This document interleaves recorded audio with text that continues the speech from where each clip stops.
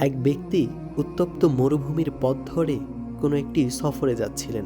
পথিমধ্যে তিনি অনেক পিপাসার্ত হয়ে পড়লেন। হন্য হয়ে তিনি পানির সন্ধান করা শুরু করলেন। অনেক খোঁজাখুঁজির পর তিনি একটি কুয়ো খুঁজে পেলেন। কুয়োর কাছাকাছি গিয়ে যখনই তিনি কুয়োর মধ্যে তাকালেন, দেখলেন পানি কুয়োর অনেক নিচে। বুদ্ধি খাটিয়ে তার মাথার পাগড়ি খুলে তা একটি পাত্রের সাথে বাঁধলেন।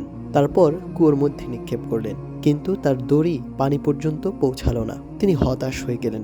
তৎক্ষণাৎ দূর থেকে একটি হরিণ দৌড়ে কুয়ার কাছে আসলো। এসে যখনই সে পানি পান করবে, তখনই দেখলো পানি অনেকটা নিচে। বেচারা হরিণ আকাশের দিকে তাকিয়ে আল্লাহর কাছে সাহায্য চাইল। তখনই আশ্চর্যজনকভাবে কুয়োর পানি উপরের দিকে উঠতে শুরু করলো। লোকটি হরিণের সাথেই পানি পান করলেন। হরিণটি যেই পানি পান শেষ করলো, অমনি পানি আবার নিচের দিকে চলে গেল। লোকটি অবাক হয়ে গেলেন। ভাবলেন, আমি আশরাফুল মাখলুকাত হওয়া সত্ত্বেও আমার জন্য পানি উপরে না উঠে সামান্য একটা হরিণের জন্য পানি উপরে উঠল। তখনই গায়েব থেকে আওয়াজ আসলো।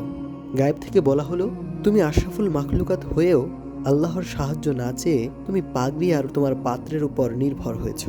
তুমি তোমার প্রকৃত মালিককে না চিনলেও হরিণটি ঠিকই তার প্রকৃত মালিককে চিনতে পেরেছে।